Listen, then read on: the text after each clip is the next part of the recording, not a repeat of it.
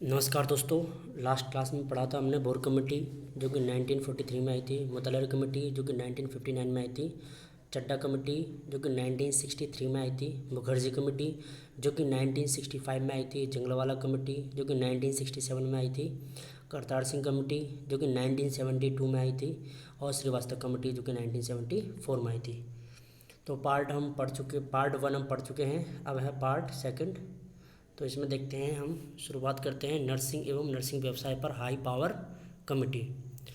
तो सन 1987 में S T O ज्योति की अध्यक्षता में इस समिति का गठन भारत सरकार द्वारा किया गया, किंतु कुछ कारणों के बाद में इसकी अध्यक्षता श्रीमती सरोजनी बरदप्पन को दे दी गई। यानी कि ये 1987 में ज्योति की अध्यक्षता में जो है ये कमेटी बनी थी, लेकिन किसी कारणवश इसके अध्यक्ष जो है बाद में श्रीमती सरोजनी बरदप्पन को बना दिया गया था। ठीक है।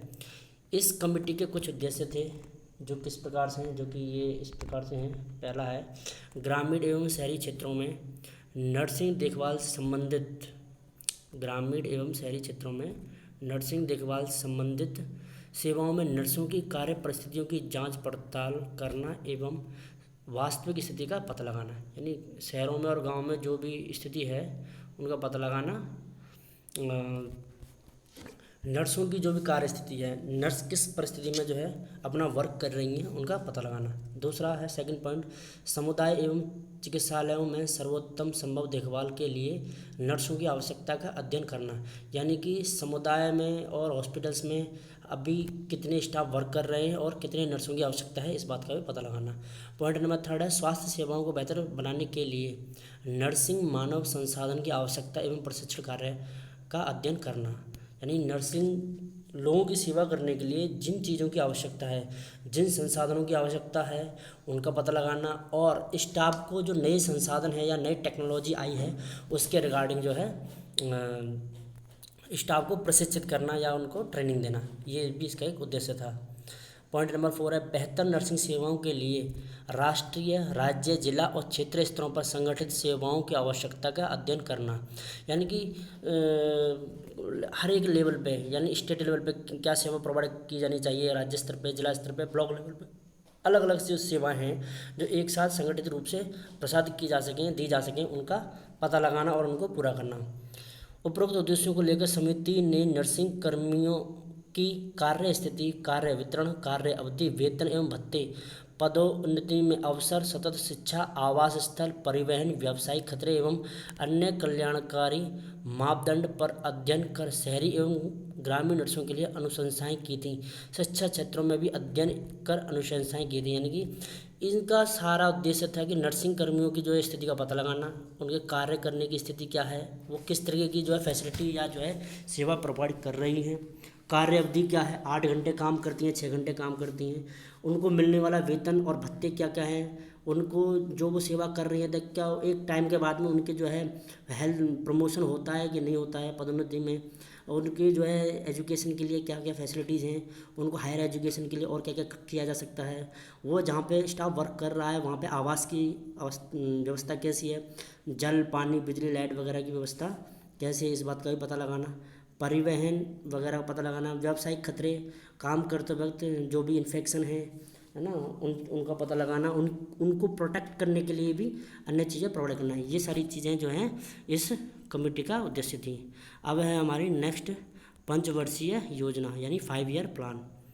जो है पंचवर्षीय योजना, 5 ईयर प्लान, देश के संसाधनों के समक्ष उपयोग, उत्पादन में वृद्धि और समुदाय की सेवा में सभी को अवसर प्रदान करने, जन समुदाय के जीवन स्तर में वृद्धि को प्रोत्साहन करने के लिए मार्च 1950 में भारत सरकार द्वारा योजना आयोग की स्थापना की गई।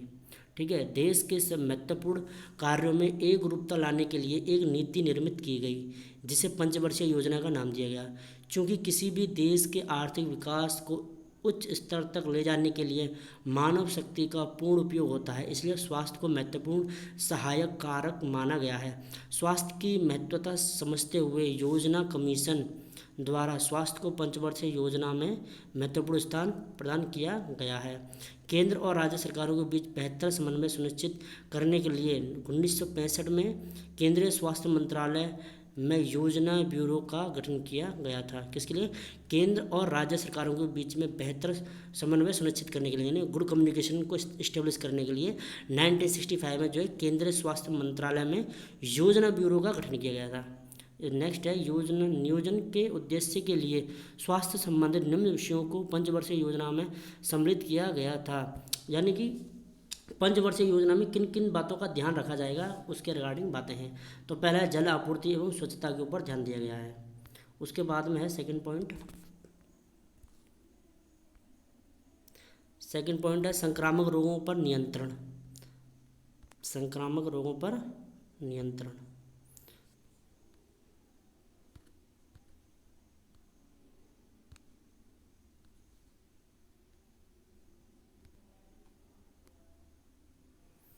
नेक्स्ट है चिकित्सा शिक्षा एवं और अनुसंधान, यानी चिकित्सा शिक्षा को बेहतर बनाना और उनके लिए जो भी उपाय कर सकते हैं वो करना। प्राथमिक स्वास्थ्य केंद्र एवं जिला चिकित्सालयों सहित सभी स्वास्थ्य संस्थानों में चिकित्सा सुविधा जन स्वास्थ्य सेवाएं प्रोवाइड करवाना। जनसंख्या नियंत्रण और परिवार नियोजन, यानी कि जनसंख्या को कंट्रोल करना है, पॉपुलेशन को कंट्रोल करना है और परिवार नियोजन पर ध्यान देना है, यानी कि फैमिली प्लानिंग के बारे में बताना है, लोगों को जागरूक करना है। पर्यावरण स्वच्छता के ऊपर ध्यान देना है। चिकित्सा की देसी प्रणाली को अपनाना है। दवाइयों पर नियंत्रण, कौन कौन सी दवाइयाँ होती हैं जिन पर नियंत्रण होना चाहिए, जैसे कि नार्कोटिक्स दवाइयाँ होती हैं, ओपियोइड्स अफीम वगैरह जो है इनके ऊपर नियंत्रण होना चाहिए। इसके लिए अलग से नार्कोटिक्स डिपार्टमेंट जो है सरकार ने बनाया हुआ है। देश की स्वतंत्रता पश्चात निम्न पंचवर्षीय योजना लागू की गई हैं। तो पंचवर्षीय योजनाएँ टोटल अभी तक 13 हैं। प्रथम पंचवर्षीय योजना 1951 से 1956 तक बनी थी। द्वितीय पंचवर्षीय योजना 56 से 61 तक हुई थी। तृतीय पंचवर्षीय योजना 61 से 66 तक आई थी। फोर्थ जो है वो फोर्थ पंचवर्षीय योजना 69 से 74 में आई थी। पांचवी पंचवर्षीय योजना 74 से 79 में आई थी। छठवीं पंचवर्षीय योजना 1980 से 85 तक थी।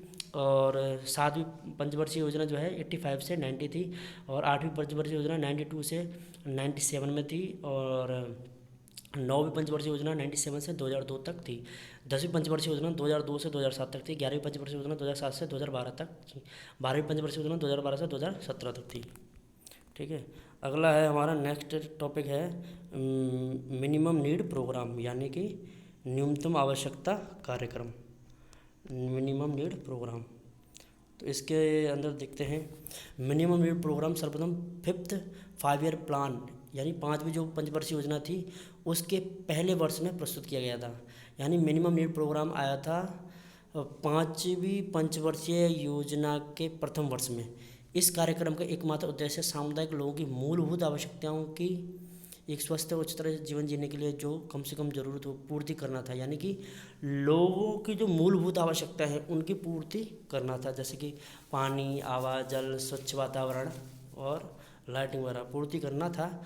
वे अपना जीवन स्तर सुधार सकें। यह कार्यक्रम सरकार की प्रतिबद्धता है जो विशेष तौर से सुविधा से वंचित और अनर्जित जनसंख्या के सामाजिक और आर्थिक विकास के लिए बना है। यानी कि ये मिनिमम नीड प्रोग्राम ऐसे समुदाय के लिए बना है जिन लोगों को सुविधाएं नहीं मिल पा रही हैं, किसी कारणवश, जातिगत के कारण, धर्म के कारणवश उनको जो सुविधाएं नहीं मिल पा रही हैं, ऐसे लोगों के सामाजिक और आर्थिक विकास के लिए ये मिनिमम नीड प्रोग्राम चलाया गया था। तो इसके अंदर किन किन चीज़ों के ऊपर ध्यान दिया गया था मिनिमम नीड प्रोग्राम में, हम वो देखते हैं। नंबर 1 है ग्रामीण स्वास्थ्य, यानी रूरल हेल्थ, गांव के लोगों की स्वास्थ्य के ऊपर ध्यान दिया गया था। दूसरा है ग्रामीण जल वितरण, रूरल वाटर सप्लाई, गांव के लोगों के लिए स्वच्छ और पेयजल की व्यवस्था के लिए ये काम करता है। ग्रामीण विद्युतीकरण, यानी रूरल इलेक्ट्रिफिकेशन, हर गांव तक बिजली पहुंचनी चाहिए। मूल शिक्षा, यानी एलिमेंट्री एजुकेशन, जो मूलभूत शिक्षा है, कम से कम हर व्यक्ति को 10वीं या 12वीं तक एजुकेशन का जो है अधिकार होना चाहिए। एडल्ट एजुकेशन पूर्ण शिक्षा के लिए भी इसके अंदर जैसे जिस व्यक्ति को जिस तरीके की हेल्थ वो एजुकेशन की आवश्यकता है वो उसको प्रोवाइड करना है। जैसे किसानों के लिए किसान के बारे में, और लोगों को वातावरण के बारे में, स्वच्छता के बारे में, और जो उनके रोज़ में काम आने वाली चीज़ें हैं उनके बारे में एजुकेट करना। उसके बाद में पोषण न्यूट्रिशन के बारे में लोगों को बताना, किन किन चीज़ों का हमें ध्यान रखना, प्रेग्नेंट लेडीज़ के लिए क्या चीज़ें ज़रूरी हैं, कितना एक्स्ट्रा कैलोरी लेना चाहिए, दूध पीने वाली महिला के लिए खाने में क्या और एक्स्ट्रा हमें करना चाहिए, कितना कैलोरी हमें एक्स्ट्रा बढ़ाना चाहिए, बच्चों के लिए हमें किन चीज़ों पर ध्यान रखना चाहिए, क्वाशियोर और मैरास्मस जैसी जो बीमारियाँ हैं उनको हम कैसे दूर कर सकते हैं, डायरिया वाले पेशेंट के लिए हम क्या कर सकते हैं, इन चीज़ों का हमें विशेष तौर पर ध्यान रखना चाहिए। ये पोषण के लिए विशेष तौर पर एक ग्रुप को जो है एडोलसेंस गर्ल हैं, प्रेग्नेंट लेडीज़ हैं, बच्चों हैं, उनके ऊपर ध्यान देना आवश्यक है।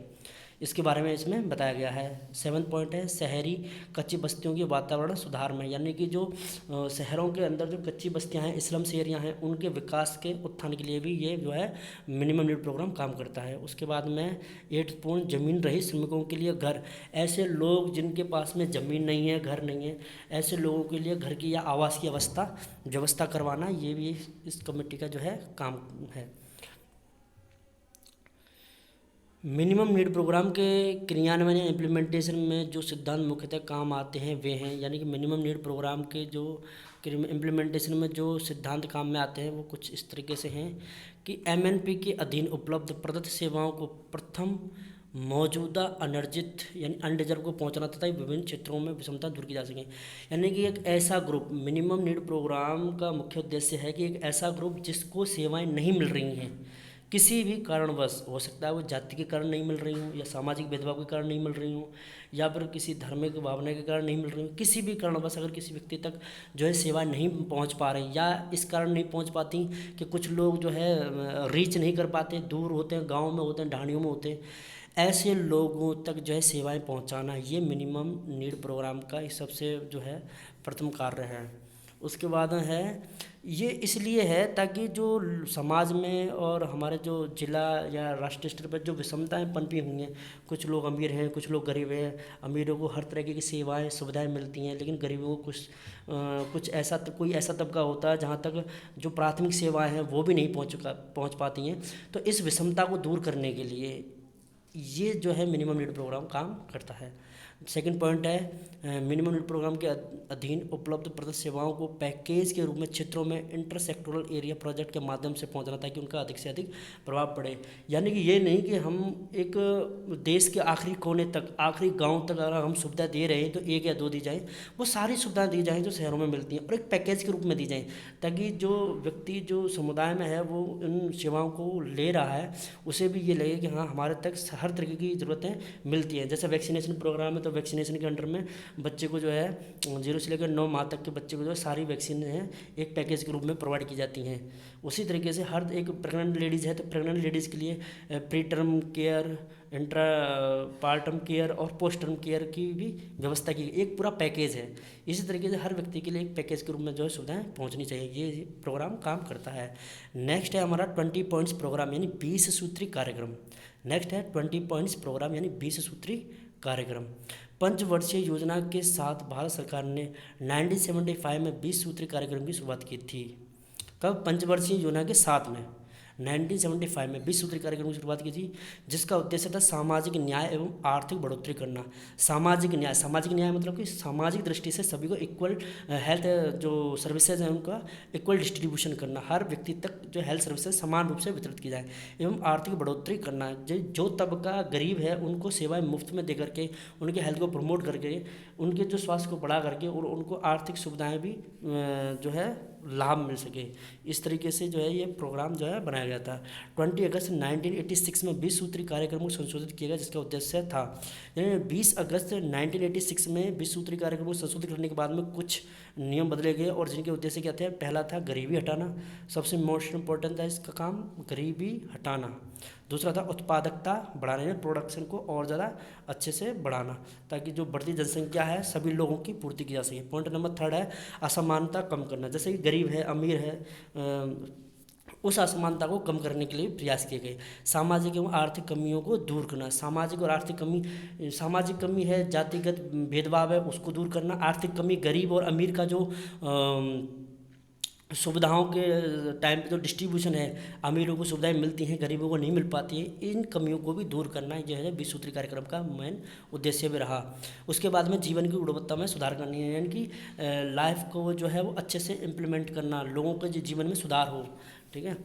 इसके बाद में था 20 सूत्री कार्यक्रम में कम से कम 8 बिंदु प्रत्यक्ष एवं अप्रत्यक्ष रूप से स्वास्थ्य को संबंधित हैं। 20 सूत्री कार्यक्रम के अंदर मेनली 8 पॉइंट ऐसे हैं जो कि इसको जो है प्रत्यक्ष या अप्रत्यक्ष रूप से प्रभावित करते हैं। तो वो पॉइंट कौन कौन से हैं जरा देख लेते हैं। वो है नंबर 1 पॉइंट है, ऐसे पॉइंट 20 सूत्री कार्यक्रम के अंदर ऐसे पॉइंट जो कि स्वास्थ्य को प्रभावित करते हैं या स्वास्थ्य से संबंधित है। पहला पॉइंट है ग्रामीण गरीबी पर आक्रमण, यानी गरीबी होना भी एक कारण है कि व्यक्ति की हेल्थ अफेक्ट होती है। जो व्यक्ति जिनके पास आर्थिक रूप से कमज़ोर होते हैं, ऐसे व्यक्ति जो है हर तरह की सुविधा को प्राप्त नहीं कर पाते। तो सरकार का यही उद्देश्य था कि हर तरीके की हेल्थ सर्विसेज को प्रोवाइड किया जाए ऐसे लोगों को फ्री में। उसके बाद में सेकंड है स्वच्छ पेयजल। स्वच्छ पेयजल भी स्वास्थ्य से संबंधित है। कुछ ऐसी बीमारियां हैं जो गंदा पानी, कंटामिनेटेड वाटर पीने की वजह से होती हैं। नेक्स्ट पॉइंट है सभी के लिए स्वास्थ्य, हेल्थ फॉर ऑल, ये भी एक सरकार का मोटो रहा है। पॉइंट नंबर नेक्स्ट है दो बच्चों की अवधारणा। 2 बच्चों की अवधारणा इसलिए दी गई ताकि हम जनसंख्या को नियंत्रित कर सकें। नेक्स्ट पॉइंट है शिक्षा पर वह हेल्थ एजुकेशन, या फिर हम जो मूलभूत शिक्षा है, हर एक व्यक्ति को एलिमेंट्री एजुकेशन होनी ही चाहिए, इसके ऊपर भी उन्होंने ध्यान दिया गया। नेक्स्ट पॉइंट है लोगों के लिए आवास। जिन लोगों के पास घर नहीं है उनको आवास की व्यवस्था करना भी इसका एक मोटो रहा है। नेक्स्ट है झुग्गी झोंपड़ियों का विकास। झुग्गी झोंपड़ियों का विकास यानी जो लोग ऑलरेडी छोटे स्लम्स एरिया बना करके रहते हैं, झुग्गी झोंपड़ियों में रहते हैं, उनको विकसित करना ताकि वो लोग घरों में रहें, अच्छी हेल्थ एजुकेशन पाएँ और जो है हर तरह की एजुकेशन मिले, हेल्थ में उनके इम्प्रूवमेंट रहे। ऐसा देखा जाता है कि जो लोग झुग्गी झोंपड़ियों में रहते हैं या गरीबी तबके के लोग होते हैं, उनमें जो है एजुकेशन की कमी की वजह से और आर्थिक स्थिति ठीक ना होने की वजह से बीमारियां ज़्यादा फैलती हैं और वो बीमारियां धीरे धीरे पूरे समाज को और फिर पूरे जो है एक समुदाय को ग्रसित कर लेती हैं। तो इन चीज़ों को रोकने के लिए उनके जो है आर्थिक रूप से उनके डेवलपमेंट, उनके विकास के लिए काम किया गया था। तो आर्थिक रूप से मजबूत होना उतना ही ज़रूरी है जितना कि हेल्थ को प्रमोट करना। नेक्स्ट है पर्यावरण सुरक्षा। पर्यावरण रूप से सुरक्षित रखना, क्योंकि हम जानते हैं कि एपिडेमियोलॉजी अगर ट्रेड हम पढ़ें तो हर एक बीमारी होने के लिए 3 फैक्टर रिस्पॉन्सिबल होते हैं, एजेंट, होस्ट और एनवायरनमेंट। ठीक है। अगर एजेंट को होस्ट मिल जाए और फेवरेबल एनवायरनमेंट मिल जाए तो इजी होता है डिजीज़ को फैलना। किसी व्यक्ति को बीमार होने के लिए तीनों फैक्टर काम करते हैं। तो इसलिए हमने जो है इस 20 सूत्री कार्यक्रम ने जो है पर्यावरण सुरक्षा के ऊपर भी ध्यान दिया था। वर्तमान 20 सूत्री कार्यक्रम को the cutting edge of the plan for the poor कहा गया, यानी जो पुअर लोग हैं उनके उत्थान के लिए एक तरीके से काम किया इसने, ये जो है प्रदर्शित करता है। नेक्स्ट पॉइंट है हमारा स्वास्थ्य सेवा, हेल्थ स्कीम। हेल्थ स्कीम के बारे में देखते हैं। भारत सरकार द्वारा जनता की स्वास्थ्य उन्नति के लिए विभिन्न प्रकार की स्वास्थ्य योजनाएं चलाई जा रही हैं, जिनमें प्रमुख निम्न प्रकार से हैं। तो कुछ हेल्थ स्कीम हैं जिनमें हम पहले नंबर 1 है हमारी जननी सुरक्षा योजना। जननी सुरक्षा योजना के बारे में पढ़ते हैं। राष्ट्रीय ग्रामीण स्वास्थ्य मिशन के अधीन संस्थागत प्रसव को बढ़ावा देना तथा माता एवं नवजात की बेहतर स्वास्थ्य स्थिति सुनिश्चित करने के लिए 12 अप्रैल 2005 को केंद्र सरकार द्वारा महत्वपूर्ण स्वास्थ्य योजना जननी सुरक्षा योजना शुरू की गई। देखिए 12 अप्रैल 2005 को केंद्र सरकार के द्वारा जननी सुरक्षा योजना शुरू की गई। कब की गई थी? 12 अप्रैल 2005 को केंद्र सरकार के द्वारा जननी सुरक्षा योजना शुरू की गई, जिसका उद्देश्य था संस्थागत प्रसव को बढ़ावा देना, यानी कि जो डिलीवरी है वो होम डिलीवरी ना हो करके हॉस्पिटल डिलीवरी करवाना। इसके ऊपर जोर दिया गया कि जो भी लोग हैं वो होम डिलीवरी की बजाय जो है हॉस्पिटल में डिलीवरी करवाएं। इससे होगा ये कि माँ को और बच्चे को इन्फेक्शन होने के चांस कम रहेंगे, इन्फेक्शन को कंट्रोल किया जा सकेगा, और अगर कोई कंजेनिटल एबनॉर्मलिटी है या मदर को पोस्टपार्टम हेमरेज की कंडीशन होती है तो उनको बचाया जा सकेगा, और अदर कोई कॉम्प्लिकेशन होता तो उसको भी हम हॉस्पिटल में रिकवर कर सकते हैं। इसलिए सरकार ने जोर दिया कि लोग जो है डिलीवरी हॉस्पिटल में करवाएं। ये उद्देश्य था जननी सुरक्षा योजना का। राष्ट्रीय मातृत्व लाभ योजना को जननी सुरक्षा योजना के रूप में परिवर्तित किया गया। किसको? राष्ट्रीय मातृत्व लाभ योजना का नाम बदल करके रखा गया जननी सुरक्षा योजना। नेक्स्ट पढ़ते हैं आगे।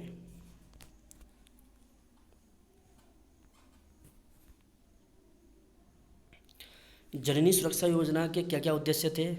तो पॉइंट नंबर 1 है संस्थागत प्रसव को बढ़ावा देना, यानी कि डिलीवरी हॉस्पिटल में हो इस बात को बढ़ावा देना, इसके लिए कार्य करना। सेकंड पॉइंट है माता एवं नवजात की बेहतर स्वास्थ्य स्थिति सुनिश्चित करना। अब चूंकि माता और न्यूबॉर्न बेबी जो है, मदर और न्यूबॉर्न बेबी हॉस्पिटल में रहेंगे तो उनकी हेल्थ को हम सुनिश्चित कर सकते हैं। अगर कोई कॉम्प्लिकेशन होता है तो उसको रिकवर करने के चांस अच्छे रहेंगे। अगर वहीं महिलाएं होम डिलीवरी करवाती हैं तो होम डिलीवरी में जो है वो फैसिलिटी नहीं मिल पाती जो कि हॉस्पिटल में मिलती हैं, इसलिए संस्थागत प्रसव को बढ़ावा दिया गया। नेक्स्ट है मातृ रुग्णता दर यानी मैटरनल मॉर्बिडिटी रेट तथा मातृ मृत्यु दर मैटरनल मोर्टेलिटी रेट को कम करना, यानी जो मदर है प्रेगनेंसी के टाइम पे कॉम्प्लिकेशन या जो डिजीज होने की कंडीशन है उसको रोकना, उसकी दर को कम करना। और सेकंड पॉइंट है मैटरनल मोर्टेलिटी रेट, यानी मदर की मृत्यु होना डिलीवरी के टाइम पे या डिलीवरी के बाद में, डिलीवरी से पहले, इन दोनों दरों को कम करना भी इसका उद्देश्य था। किसका? मैटरनल मॉर्बिडिटी रेट को कम करना और मैटरनल मोर्टेलिटी रेट को कम करना। मॉर्बिडिटी इंडिकेट करती है रोगाणु दर को और मॉर्टेलिटी इंडिकेट करती है मृत्यु दर को। सेकंड पॉइंट, नेक्स्ट पॉइंट है शिशु रुग्णता दर यानी इन्फेंट मॉर्बिडिटी रेट और शिशु मृत्यु दर यानी इन्फेंट मोर्टेलिटी रेट को कम करना। इसी प्रकार से इन्फेंट में इन्फेक्शन की रेट यानी इन्फेक्शन हो रहा है उसको कम करना। हॉस्पिटल में कम किया जा सकता है बिल्कुल, 1 बच्चा 2 बच्चे 3 बच्चे 4 बच्चे 5 बच्चे, कितने लोगों को जन्म के बाद में इन्फेक्शन होता है उस रेट को कम करना कहलाता है इन्फेंट मोर्टेलिटी रेट को कम करना। और जन्म के बाद में अर्ली जो न्यूबॉर्न बेबीज़ हैं वो अगर उनकी डेथ हो जाती है तो उसको कहते हैं इन्फेंट मोर्टेलिटी रेट, उस रेट को कम करना भी इसका एक उद्देश्य रहा है। नेक्स्ट है बीपीएल परिवारों में संस्थागत प्रसव देखभाल को बढ़ावा देना। और इनका था कि जो बीपीएल जो जो आर्थिक रूप से कमज़ोर समुदाय हैं उनको जो है संस्थागत यानी हॉस्पिटल में डिलीवरी के लिए बढ़ावा देना, उनको प्रमोट करना। योजना के मुख्य बिंदु, इस योजना के मुख्य बिंदु क्या क्या हैं? देश के सभी राज्यों को 2 भागों में बांटकर योजना का काम प्रदान किया गया, यानी जननी सुरक्षा योजना को वितरित करने के लिए राज्यों को 2 भागों में बांटा है। एक पहला है लो परफॉर्मिंग स्टेट या कम निष्पादन वाले राज्य, ऐसे राज्य जिनकी परफॉर्मेंस कम है, ऐसे 10 राज्य हैं जिनमें है उत्तर प्रदेश, अरुणाचल, मध्य प्रदेश, झारखंड, बिहार, राजस्थान, छत्तीसगढ़, ओडिशा, आसाम और जम्मू कश्मीर।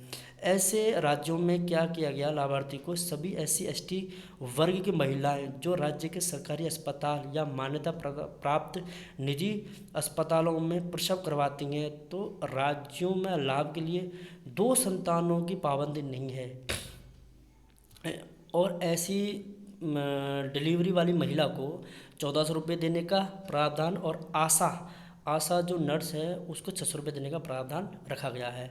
यानी कि लो परफॉर्मिंग स्टेट के अंदर SC/ST वर्ग की महिलाएं जो डिलीवरी करवाती हैं हॉस्पिटल के अंदर उनको जो है लाभ दिया जाएगा 1400 रुपये डिलीवरी मदर को, और जो है 600 रुपये जो है आशा को दिए जाएंगे।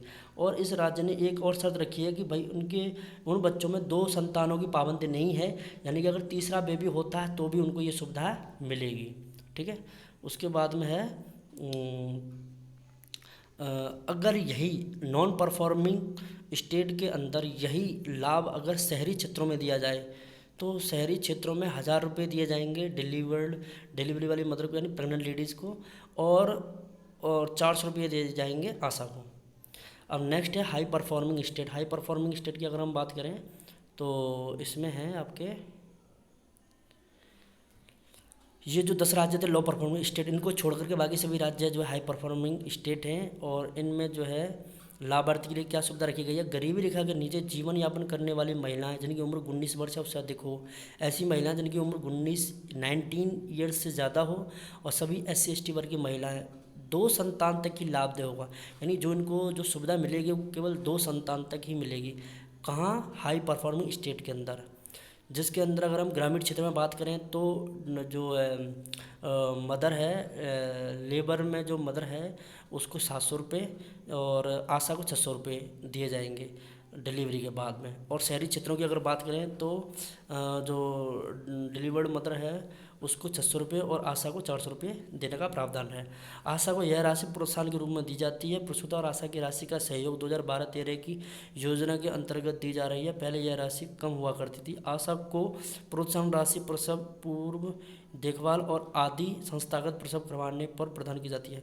ये जो राशि आशा को दी जाती है वो दी जाती है, आधी दी जाती है प्रसव पूर्व और आधी दी जाती है डिलीवरी के बाद में। अब हमारा सेकंड कार्यक्रम है जननी शिशु सुरक्षा कार्यक्रम।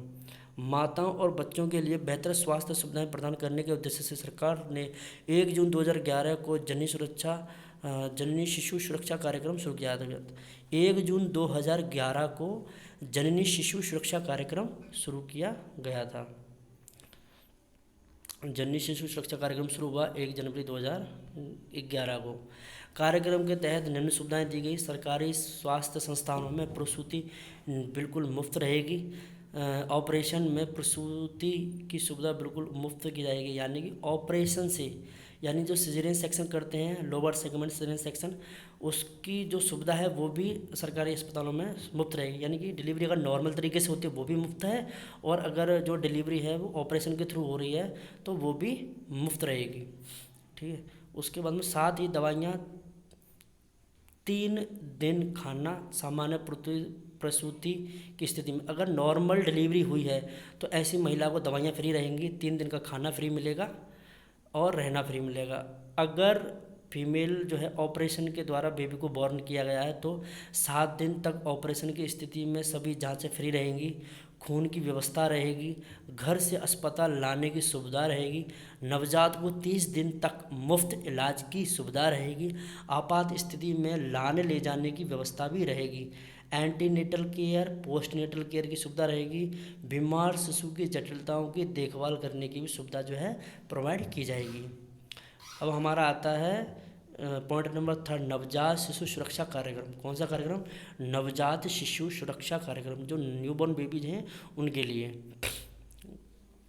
तो नवजात शिशु सुरक्षा कार्यक्रम के तहत सभी स्वास्थ्य कर्मियों को नवजात देखभाल एवं पुनर्जीवित प्रक्रिया यानी रिससिटेशन प्रक्रिया प्रशिक्षित करवाना है। इसका उद्देश्य था कि जितने भी स्वास्थ्य हेल्थ वर्कर हैं, जो स्वास्थ्य कर्मचारी हैं, उनमें जो न्यूबॉर्न बेबी है उसकी देखभाल के लिए, प्लस उन बच्चों के पुनर्जीवन करने के लिए जो CPR की परफॉर्मेंस है वो उनको हर तरीके से ट्रेंड करना। CPR सिखाना किसको? स्टाफ को, जो हेल्थ वर्कर हैं उनको हर तरीके से ट्रेंड करना, इसका एक मुख्य उद्देश्य रहा है। इस कार्यक्रम की शुरुआत शिशु देखभाल के दौरान उत्पन्न समस्याओं जैसे शरीर के तापमान कम होने की स्थिति, इसकी शुरुआत तब की गई जब ऑब्जर्व किया गया कि शिशु की देखभाल में समस्याएं आती हैं। और वो समस्या कैसे होती हैं बच्चों के लिए? जैसे बेबी जो है लो बर्थ वेट बेबी हो सकता है, या हाइपोथर्मिक कंडीशन हो सकती है। तो उसमें कहा गया है कि शरीर के तापमान के कम होने की स्थिति में रोकथाम करना, संक्रमण की रोकथाम करना, तुरंत स्तनपान कराना, अर्ली ब्रेस्ट फीडिंग करवाना मतलब, और नवजात की आधारभूत पुनर्जीवित प्रक्रिया में कौशलता एवं दक्षता प्रदान करना। ये है मुख्य उद्देश्य, यानी बच्चों को हाइपोथर्मिया से बचाना, इन्फेक्शन से बचाना। ठीक है। ब्रेस्ट फीडिंग को प्रमोट करना, अर्ली ब्रेस्ट फीडिंग को प्रमोट करना, और बच्चों में CPR अगर कोई कॉम्प्लिकेशन है, एयरवे ऑब्स्ट्रक्शन वगैरह है, CPR की आवश्यकता है तो उसके लिए भी स्टाफ को ट्रेंड करना है। ये इस नवजात शिशु सुरक्षा कार्यक्रम का मेन मोटो रहा है। अब नेक्स्ट है हमारा 4th वन, वंदे मातरम योजना। वंदे मातरम योजना। तो वंदे मातरम योजना में क्या है? उच्च मातृ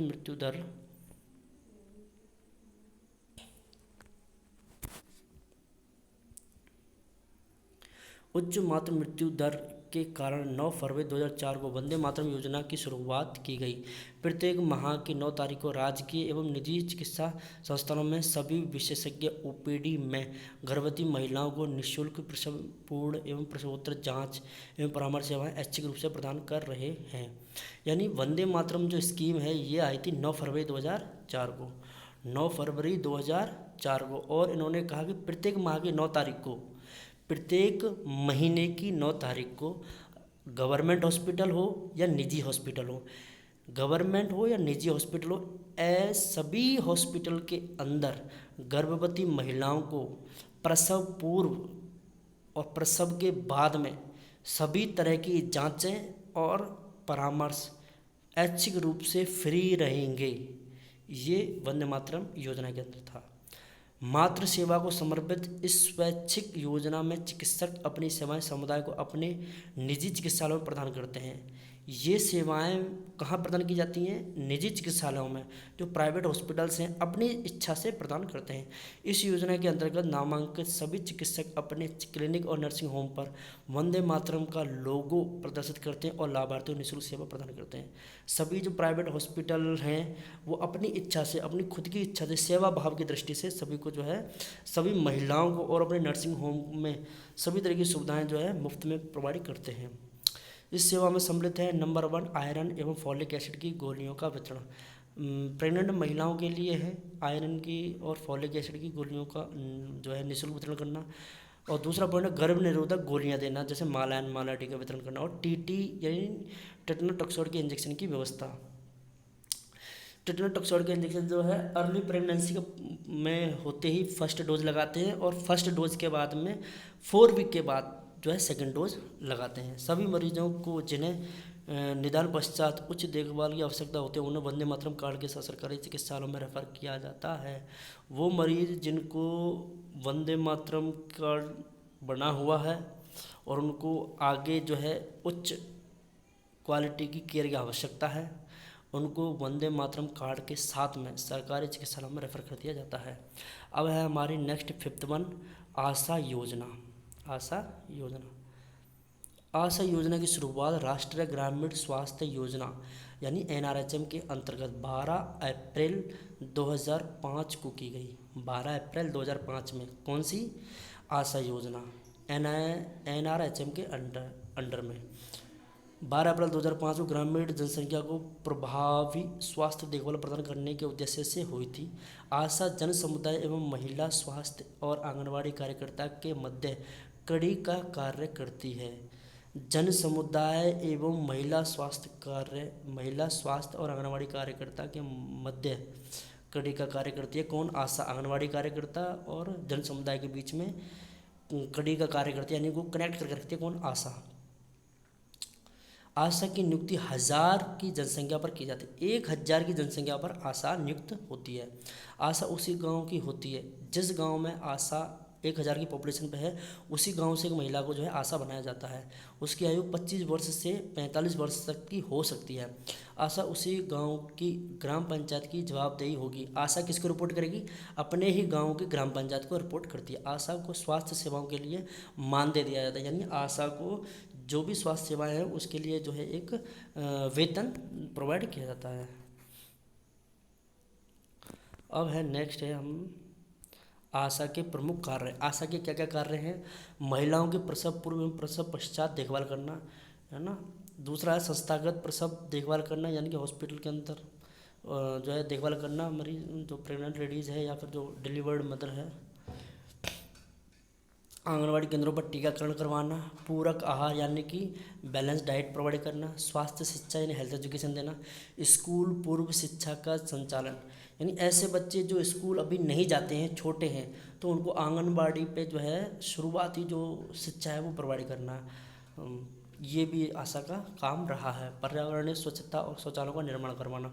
पर्यावरण को स्वच्छ रखना, कहीं गंदगी है तो उसको जो है इन्फॉर्म करके सफाई करवाना, और जो है शौचालयों का निर्माण करवाना भी ये NM के अंडर में आता है। मृत्यु एवं जन्म का पंजीकरण करवाना, ये भी इसके अंडर में आता है। डॉट्स थेरेपी प्रोवाइड करना।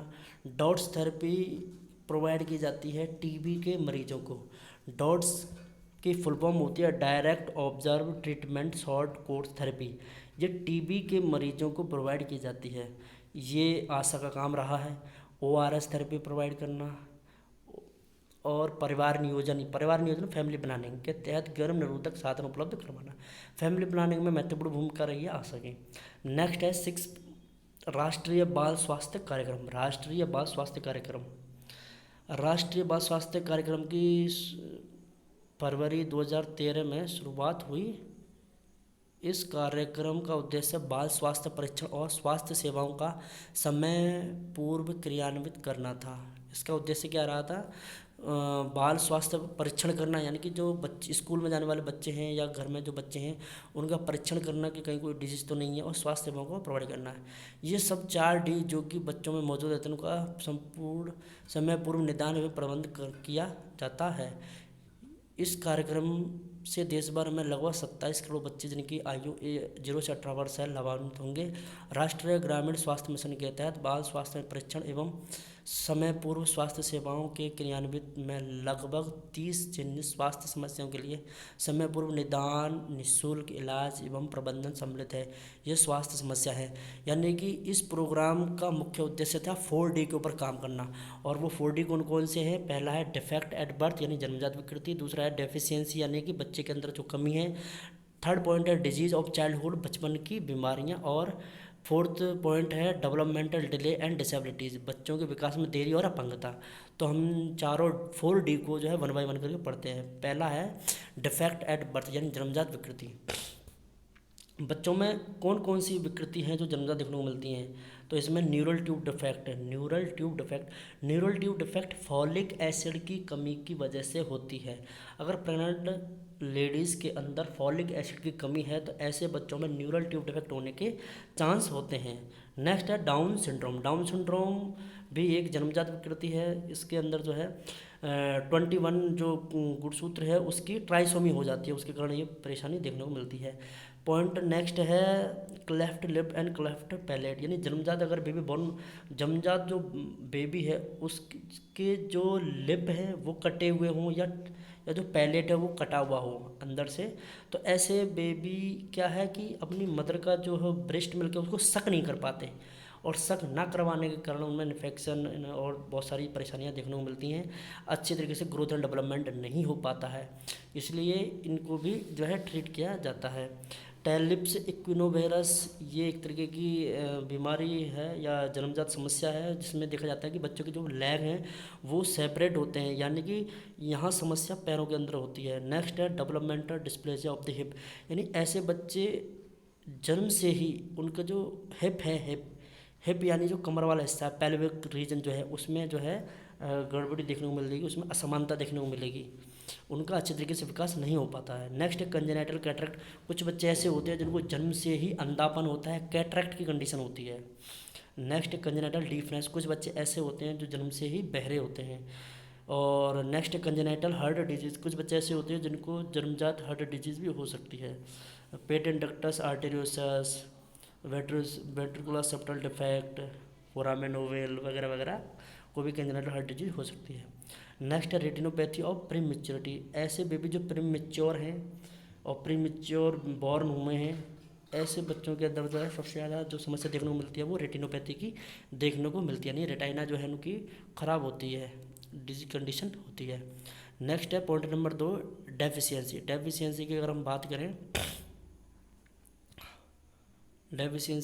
करें तो बच्चों में देखने को मिलता है एनीमिया, विटामिन की कमी, विटामिन डी की कमी, कुपोषण और गोइटर।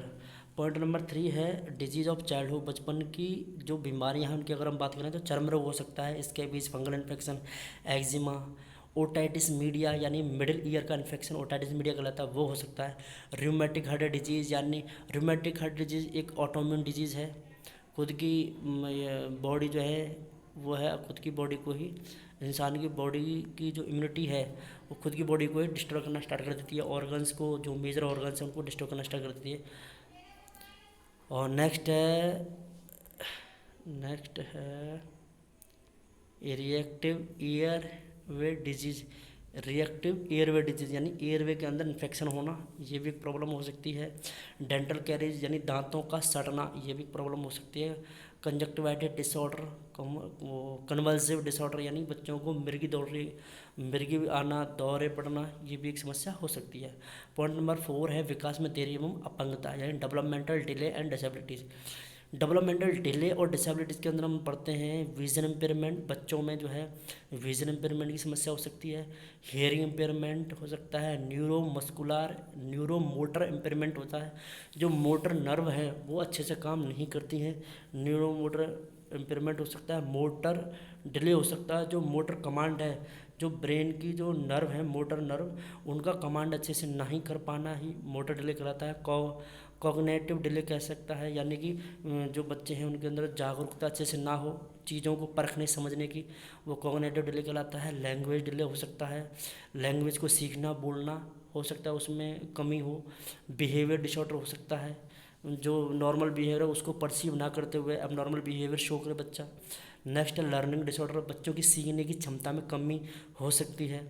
नेक्स्ट है attention deficit hyper activity disorder, ADHD। ऐसे बच्चे, ADHD का मतलब होता है कुछ बच्चे ऐसे होते हैं जो किसी भी काम को ध्यान से नहीं करते हैं और ना ही किसी चीज़ के ऊपर फोकस करते हैं, वो हमेशा हाइपर एक्टिव रहते हैं और वो हाइपर एक्टिविटी में शोर करना, लड़ाई करना, झगड़ा करना, ये वगैरह काम करते रहते हैं। ऐसे बच्चों का सबसे मोस्ट साइन होता है कि ये बच्चे कभी भी एक जगह नहीं बैठते हैं, हमेशा एक्टिविटी करते ही रहेंगे। ऐसे बच्चों को ADHD कहा जाता है, hyper deficit active attention deficit hyper activity disorder कहा जाता है, ADHD। नेक्स्ट है कंजेनाइटल हाइपोथायरॉयडिज्म, कंजेनाइटल हाइपोथायरॉयडिज्म, यानी थायराइड जो ग्लैंड है वो T3 T4 हार्मोन का सिक्रेशन करती है। तो कुछ बच्चे ऐसे होते हैं जिनके अंदर T3 T4 हार्मोन का सिक्रेशन नहीं होता है, इस कंडीशन को हम कहते हैं कंजेनाइटल हाइपोथायरॉयडिज्म। कुछ बच्चों में सिकल सेल एनीमिया की कंडीशन देखने को मिल सकती है, बीटा थैलेसीमिया की कंडीशन भी देखने को मिल सकती है। सिकल सेल एनीमिया में क्या होता है कि जो RBC की जो शेप है वो सिकल टाइप की हो जाती है। नेक्स्ट कार्यक्रम, ये जो कार्यक्रम हैं इनके इम्प्लीमेंटेशन के लिए क्या क्या किया गया है उसके बारे में पढ़ते हैं। कार्यक्रम की क्रियान्विता यानी कि प्रोग्राम इम्प्लीमेंटेशन। तो इसमें इम्प्लीमेंटेशन के लिए किया गया नवजात के लिए सुविधा युक्त जन्मदात परीक्षण, यानी कि फैसिलिटी बेस्ड न्यूबॉर्न स्क्रीनिंग। जब बेबी बॉर्न होता है तभी उसकी स्क्रीनिंग की जाए या उसका परीक्षण किया जाता है कि उसकी जो समस्या है उसी वक्त पता करके हम उनका जो है ट्रीटमेंट और जो भी सुलभ इलाज है वो किया जा सके। सभी जन स्वास्थ्य संस्थानों में मौजूद स्वास्थ्य मानव संसाधनों द्वारा। सेकंड पॉइंट है समुदाय आधारित जन्मजात परीक्षण। जन्मजात शिशु में 6 हफ्तों तक आशा द्वारा गृह मुलाकात के दौरान, यानी कि समुदाय आधारित जन्मजात परीक्षण करने के लिए जो ANM है, जो आशा है, उसको 6 सप्ताहों तक 6 सप्ताह तक पेशेंट के यानी बेबी के घर जाकर के उसका जो है एग्जामिनेशन करना है। 6 सप्ताह से 6 माह तक के बच्चों के लिए आंगनवाड़ी केंद्र आधारित परीक्षण करना है, यानी 6 वीक के बाद में जो है बच्चों को आंगनवाड़ी बुलाया जाएगा और वहाँ उनको जो है ऑब्जर्व किया जाएगा, किसी भी तरीके की कोई प्रॉब्लम तो नहीं है। 6 माह से और 6 वर्ष तक के बच्चों के लिए सरकार एवं सरकार द्वारा संचालित विद्यालय परीक्षण करवाना, जैसे कि 6 माह से और 6 साल तक के बच्चे, तो जब तक बच्चा स्कूल नहीं जाता है तब तक बच्चों का जो है एग्जामिनेशन जो है ये उनको टाइम टू टाइम आंगनवाड़ी पे बुला करके उनका जो है देखा जाएगा कि उनकी क्या क्या समस्या है, उसको ऑब्जर्व किया जाएगा आशा के द्वारा। और जब बच्चे सरकारी स्कूलों में या स्कूलों में जाना स्टार्ट हो जाए तो वहाँ पे भी सरकार के द्वारा सरकारी स्कूल में बच्चों का ऑब्जर्वेशन और एग्जामिनेशन किया जाता है, वो भी इसी प्रोग्राम के अंतर्गत, राष्ट्रीय बाल स्वास्थ्य कार्यक्रम के अंतर्गत। नेक्स्ट प्रोग्राम है हमारा कौन सा है, मिशन इंद्रधनुष प्रोग्राम, मिशन इंद्रधनुष। तो मिशन इंद्रधनुष, जैसे इंद्रधनुष के अंदर काफ़ी सारे रंग होते हैं, वैसे ही ये प्रोग्राम है बेस है इम्यूनाइजेशन के ऊपर, यानी वैक्सीनेशन के ऊपर, इम्यूनिटी को प्रमोट करने के लिए। भारत में पिछले 30 वर्षों में यूनिवर्सल इम्यूनाइजेशन प्रोग्राम चल रहा है, इसके बावजूद भी 100% टीकाकरण नहीं हो पा रहा है। सभी टीकाकरण योग्य शिशुओं के पूर्व टीकाकरण तथा वर्तमान टीकाकरण कार्यक्रम को सुदृढ़ बनाने के लिए भारत सरकार ने 25 दिसंबर 2014 को मिशन इंद्रधनुष कार्यक्रम प्रारंभ किया, यानी कि वैक्सीनेशन टीकाकरण को मजबूत बनाने के लिए इस कार्यक्रम को और अच्छे तरीके से चलाने के लिए 25 दिसंबर 2014 में मिशन इंद्रधनुष कार्यक्रम प्रारंभ किया गया। कब? 25 दिसंबर 2014, 25 दिसंबर 2014 में मिशन इंद्रधनुष कार्यक्रम प्रारंभ किया गया। मिशन इंद्रधनुष का प्रमुख लक्ष्य 2 वर्ष की आयु के बच्चों और गर्भवती महिलाओं का सभी उपलब्ध टीकों के साथ संपूर्ण प्रतिरक्षण सुनिश्चित करना है, यानी कि 2 वर्ष तक के बच्चे और सभी प्रेग्नेंट महिलाओं को टीकाकरण हो, इसके ऊपर काम किया है सरकार ने मिशन इंद्रधनुष के अंदर। भारत सरकार ने देश के 28 राज्यों में 201 ऐसे जिलों की पहचान कर टीकाकरण से पूरी तरह से वंचित 5 साल से कम उम्र के बच्चों का टीकाकरण वर्ष 2020 तक करने का लक्ष्य बनाया है। इनमें से 82 जिले उत्तर प्रदेश, बिहार, मध्य प्रदेश और राजस्थान से हैं।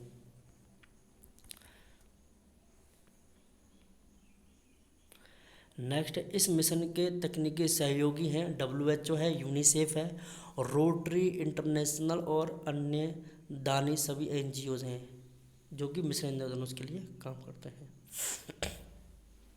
अब नेक्स्ट है हमारा mid day meal program. Bharat सरकार में शिक्षा मंत्रालय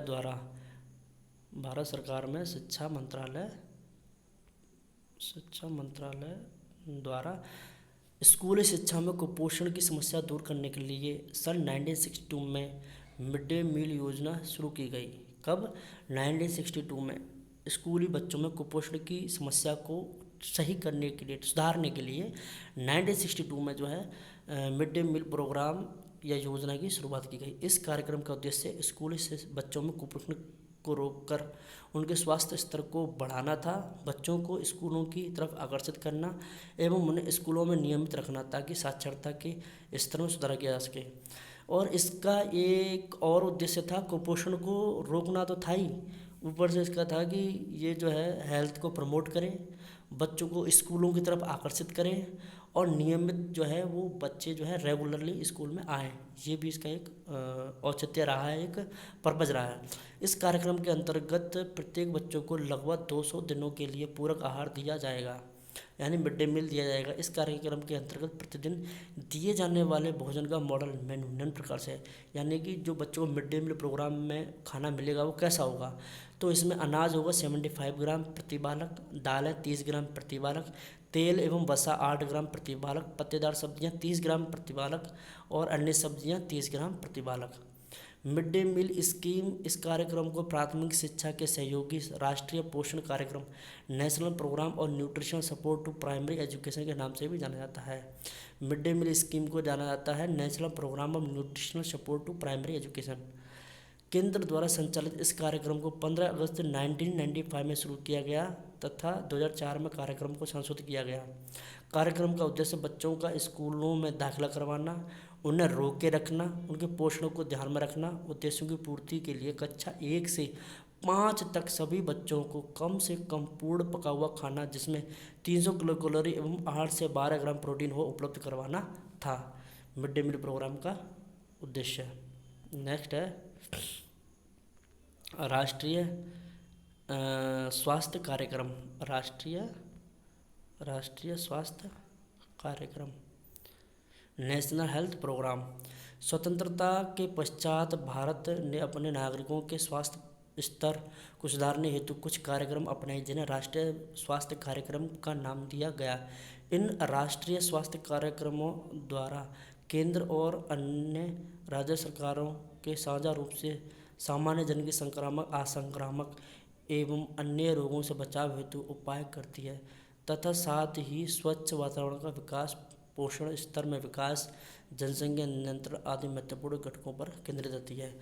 यानी नेशनल हेल्थ प्रोग्राम काम करता है संक्रामक और असंक्रामक बीमारियों से बचाने में, स्वच्छ वातावरण के विकास करने में, पोषण के स्तर को सुधार करने में और उसका विकास करने में, जनसंख्या के नियंत्रण में।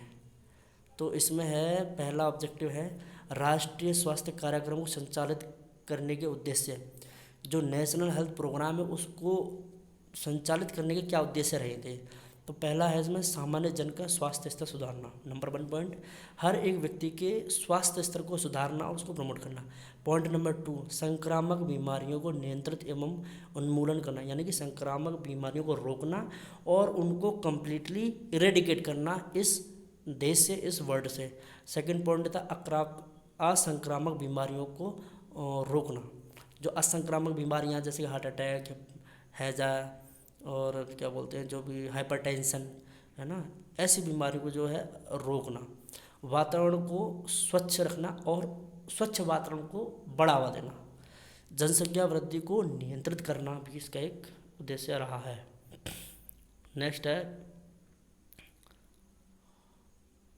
पोषण स्तर को सुधारना, जानलेवा बीमारियों जैसे कि तपेदिक, पोलियो, गलसुआ, धनुषबाई, खसरा, कुगर खांसी, यकृत शोथ बी यानी हेपेटाइटिस बी कहते हैं, और इन्फ्लुएंजा से टीकाकरण द्वारा शिशुओं की सुरक्षा करना, यानी कि वैक्सीनेशन द्वारा हर बीमारी से छोटे बच्चों को बचाना। शिशु मृत्यु दर यानी इन्फेंट मोर्टेलिटी रेट और मातृ मृत्यु दर यानी कि मैटरनल मोर्टेलिटी रेट को कम करना तथा व्यक्ति की जीवन प्रत्याशा यानी लाइफ एक्सपेक्टेंसी को बढ़ाना। लाइफ एक्सपेक्टेंसी मतलब व्यक्ति अधिक से अधिक जिंदा रहे, इसको बढ़ाना, और हम व्यक्ति की लाइफ एक्सपेक्टेंसी को बढ़ा सकते हैं उसके जीवन में सुधार करके, अच्छी आदतें डाल करके, हेल्दी फूड, हेल्दी एजुकेशन, और जो है सही दवाइयाँ सही समय पर, ये सारी चीज़ अगर हम अप्लाई करें और व्यक्ति को एक्सरसाइज के लिए प्रमोट करें वगैरह वगैरह करने से जो है व्यक्ति की जो लाइफ एक्सपेक्टेंसी है वो बढ़ जाएगी। भारत में संचालित राष्ट्रीय स्वास्थ्य कार्यक्रम कौन कौन से हैं? तो पहला है संक्रामक बीमारियों से संबंधित कार्यक्रम, जिसमें है राष्ट्रीय वेक्टर जनित बीमारियां नियंत्रण कार्यक्रम, यानी ऐसे कुछ प्रोग्राम चलाए गए जो कि मच्छरों से पैदा होने वाली बीमारियां हैं तो उनको रोकने के लिए क्या क्या प्रोग्राम किए गए। पहला है राष्ट्रीय मलेरिया नियंत्रण कार्यक्रम जो कि 1953 में आया था। दूसरा है राष्ट्रीय फाइलेरिया नियंत्रण कार्यक्रम जो कि 1955 में आया था। तीसरा है काला आजार नियंत्रण कार्यक्रम जो कि 1990 में आया था। नेक्स्ट है जापानी एन्सेफेलाइटिस नियंत्रण कार्यक्रम। नेक्स्ट है डेंगू फीवर नियंत्रण कार्यक्रम। ये प्रोग्राम हैं जो कि चलाए गए थे विशेष रूप से मच्छरों द्वारा होने वाली बीमारियों को रोकने के लिए। अब नेक्स्ट है संशोधित राष्ट्रीय क्षय रोग नियंत्रण कार्यक्रम जो कि आया था 1992 में। नेक्स्ट है राष्ट्रीय कुष्ठ रोग उन्मूलन कार्यक्रम जो कि आया था 1983 में। लेप्रोसी कुष्ठ रोग को कहते हैं और इसकी खोज हैंसन नामक जो है वैज्ञानिक उन्होंने की थी। और लेप्रोसियन कुष्ठ रोग के उपचार के लिए हम यूज करते हैं MDT multi drug therapy. Next है राष्ट्रीय एड्स नियंत्रण कार्यक्रम जो आया था 1987 में। नेक्स्ट है राष्ट्रीय तीव्र श्वास संक्रमण यानी एक्यूट एयरवे इन्फेक्शन नियंत्रण कार्यक्रम जो आया था 1990 में। नेक्स्ट है राष्ट्रीय पोलियो उन्मूलन कार्यक्रम जो आया था 1995 में। नेक्स्ट है व्यावसायिक बीमारियों के नियंत्रण एवं उपचार के लिए राष्ट्रीय कार्यक्रम 1998 से 99 में आता। व्यावसायिक बीमारियां ऐसी बीमारियां जो व्यक्ति के व्यवसाय के कारण होती हैं उन्हें हम क्या कहते हैं? व्यावसायिक बीमारियां कहते हैं।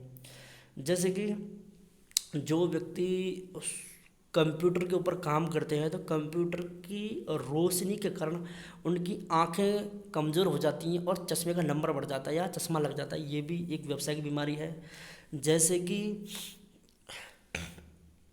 कॉटन डस्ट की वजह से लोगों में बाइसनोसिस नामक बीमारी हो जाती है, वो भी एक जो है व्यावसायिक बीमारी। यानी कि कहने का तात्पर्य यह है कि लोगों में उनके व्यवसाय के कारण अगर कोई डिजीज़ होती है तो उसे हम व्यावसायिक बीमारियां कहते हैं।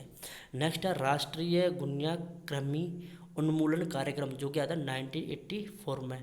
नेक्स्ट है सार्वभौमिक टीकाकरण यूनिवर्सल इम्यूनाइजेशन प्रोग्राम जो आया था 1985 में। नेक्स्ट है राष्ट्रीय अतिसार बीमारी यानी डायरियल डिजीज नियंत्रण कार्यक्रम जो 1978 में आया था। नेक्स्ट राष्ट्रीय संचारी रोग निगरानी कार्यक्रम यानी कम्युनिकेबल डिजीज सर्वाइलेंस जो आया था 1997 से 1998 में। नेक्स्ट असंक्रामक बीमारियों से संबंधित कार्यक्रम। असंक्रामक बीमारियों से संबंधित कार्यक्रम कौन कौन से हैं? वो हैं राष्ट्रीय दृष्टिहीनता नियंत्रण कार्यक्रम 1976।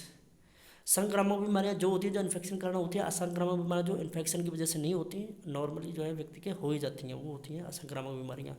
और असंक्रामक बीमारियों का होने का कारण लंबा कोई समय हो सकता है, कोई कारण हो सकता है।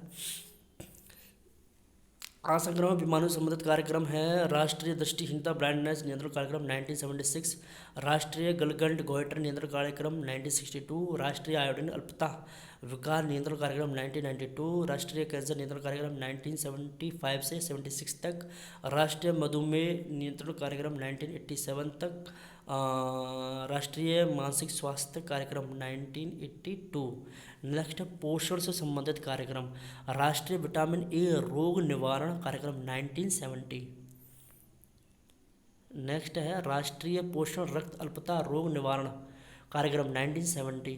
नेक्स्ट है राष्ट्रीय बालवाड़ी पोषण कार्यक्रम जो है 1970। नेक्स्ट है मध्याह्न भोजन कार्यक्रम 1962, समेकित बाल विकास योजना 1975। अन्य स्वास्थ्य से संबंधित कार्यक्रम हैं राष्ट्रीय परिवार कल्याण कार्यक्रम, फैमिली वेलफेयर कार्यक्रम जिसको हम बोलते हैं, वह 1952 में आया था।